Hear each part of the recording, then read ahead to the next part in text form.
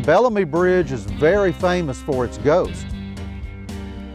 Bellamy Bridge is the place that is haunted by a woman named Elizabeth Jane Bellamy.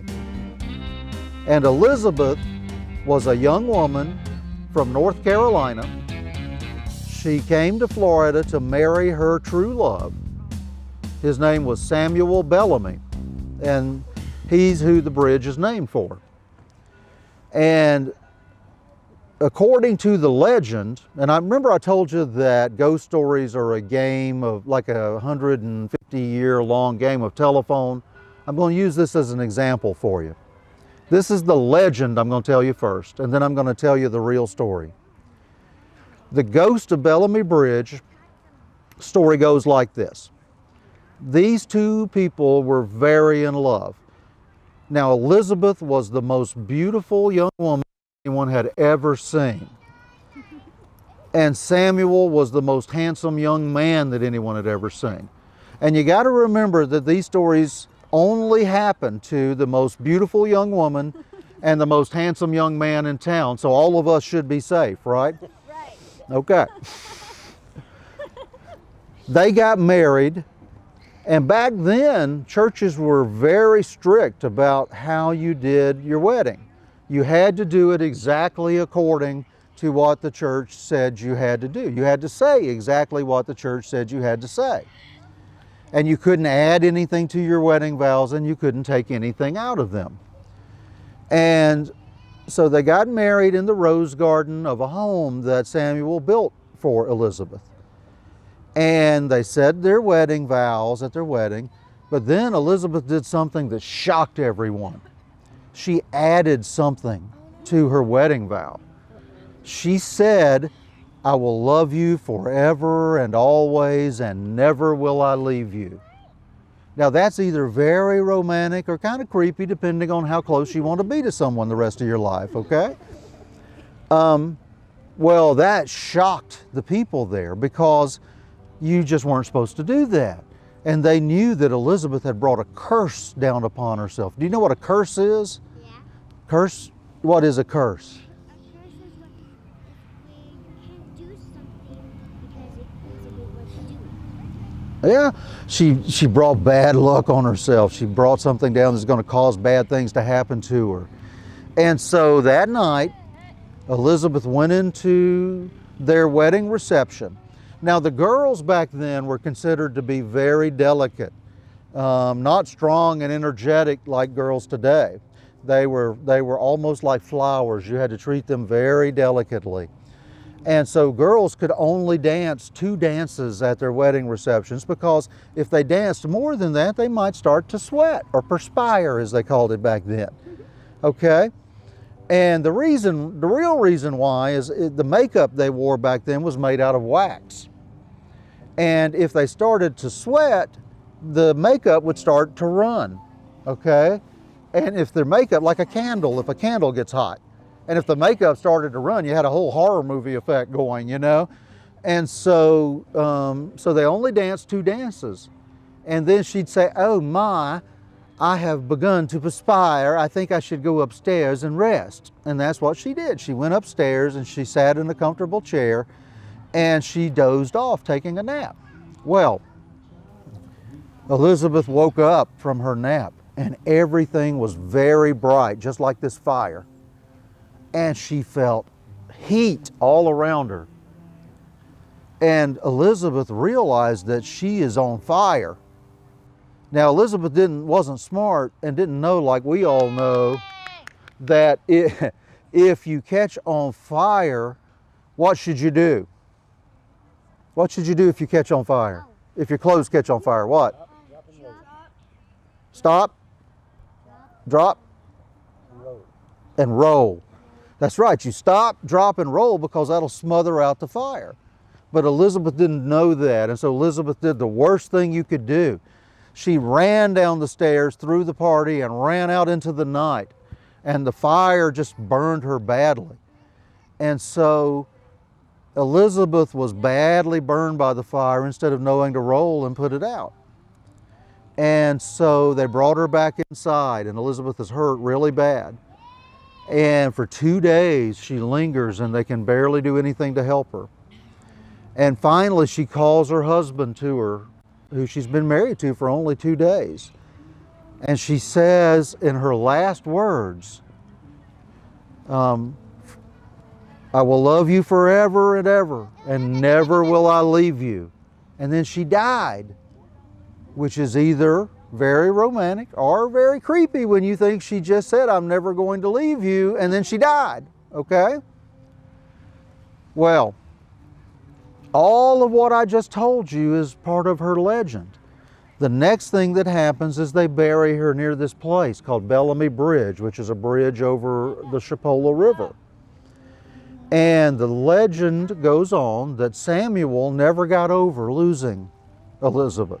He never remarried. He became very despondent. He became an alcoholic. He drank badly. He just couldn't shake it.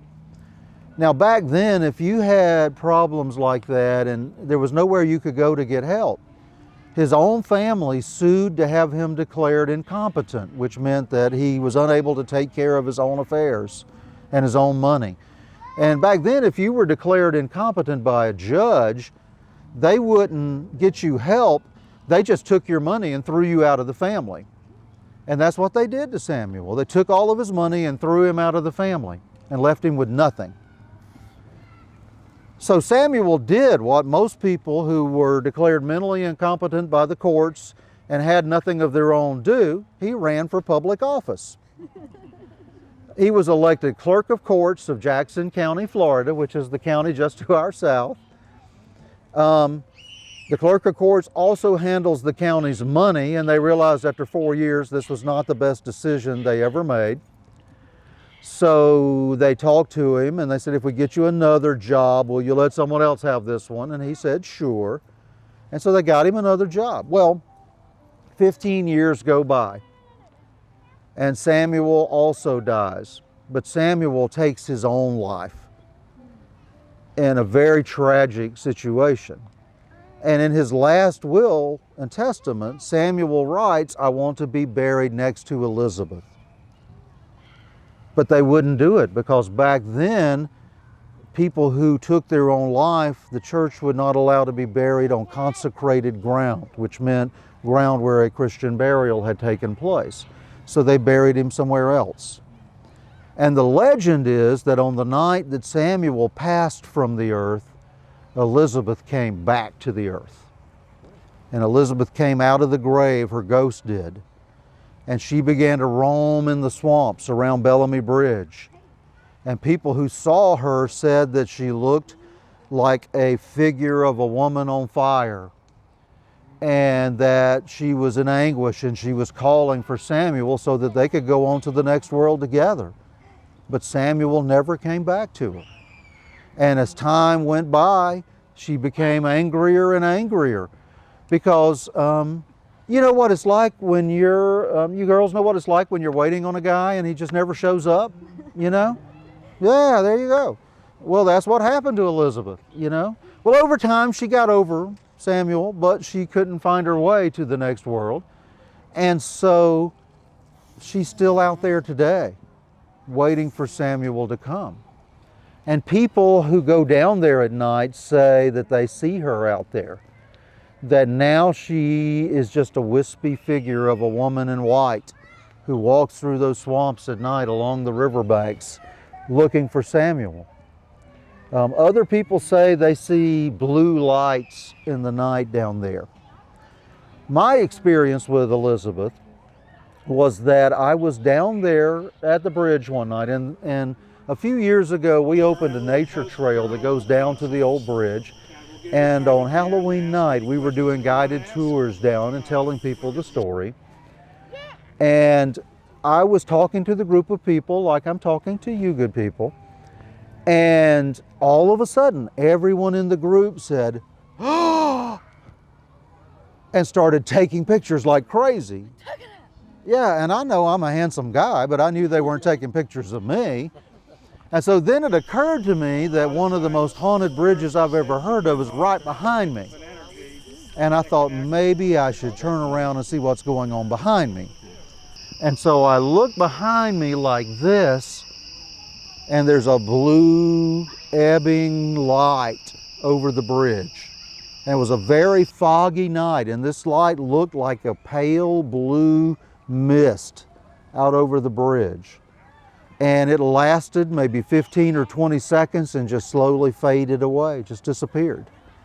And that night, people took over 50 photographs of it.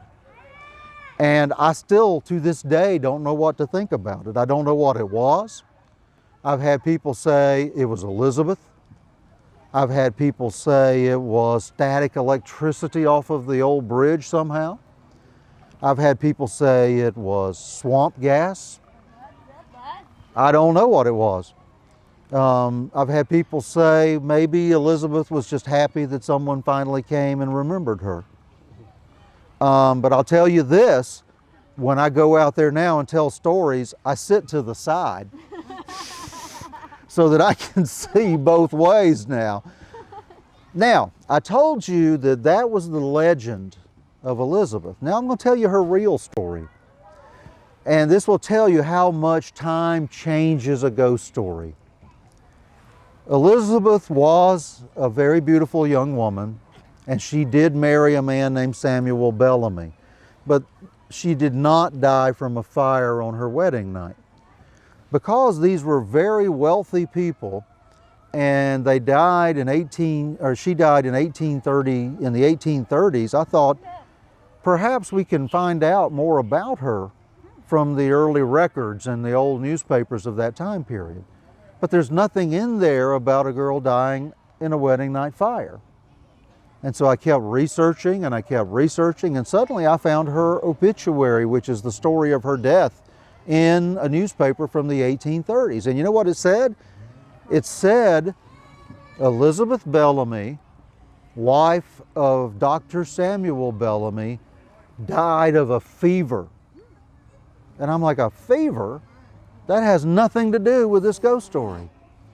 And then it said she was survived by her husband of 3 years. And I'm like, well, she didn't die on her wedding night. And her 18-month-old child, Alexander. And I thought, well, that just really just destroyed that ghost story. And the next issue of the paper then reported the death of the baby. And it said after a lingering illness with fever, 18-month-old Alexander Bellamy died 1 week after the death of his mother. And I thought, you know what?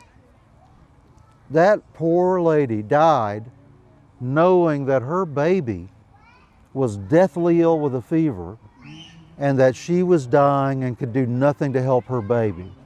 And I said, that is more tragic than the fire story.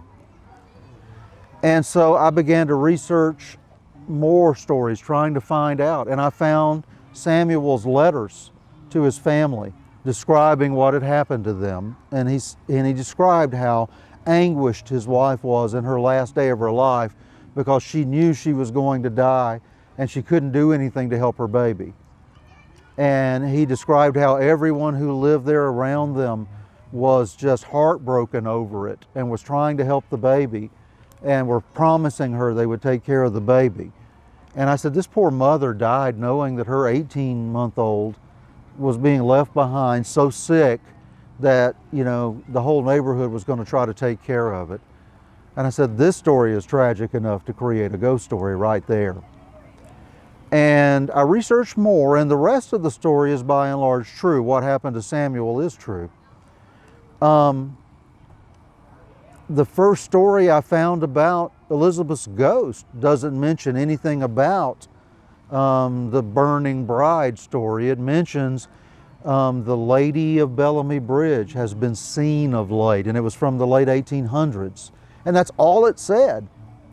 And that told me that the story of this ghost down in the swamps was so well known by 50 years after her death that the editor of the newspaper didn't even have to tell you what had happened to her. Everyone knew by then. So I thought, okay, so there was a ghost story there. People knew who the ghost was. They knew it was Elizabeth. How did this whole wedding fire story get tied up into this? And it took me several more years to figure it out. But I finally found a book that was written in the late 1800s, and it was a novel. And it was written about this area, mostly from Eufaula up to Columbus. And the novel is called Ernest of Linwood, and it was written by a romance novelist. And in the beginning of the book, she says this story is based on true events that happened in this city the previous winter. She datelined it Columbus, Georgia. So the city she's talking about is Columbus, Georgia. I started reading the book, and she talks about a wedding on the Bellamy plantation. And in this wedding, she talks about a young bride who curses herself by adding to her wedding vows and saying, I will love you forever and always, and never will I leave you.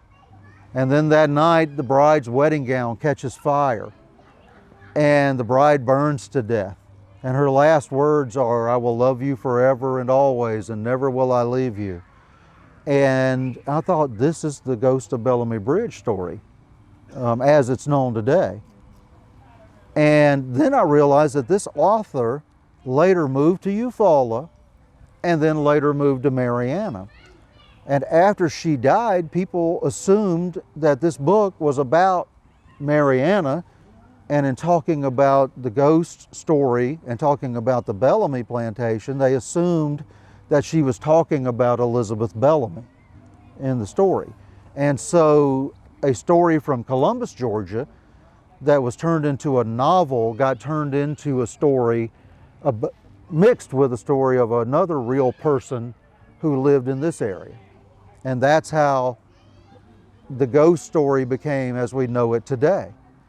So the lesson of that is, when you hear these wild stories, realize that, number one, there's probably a lot of made-upness going on into them.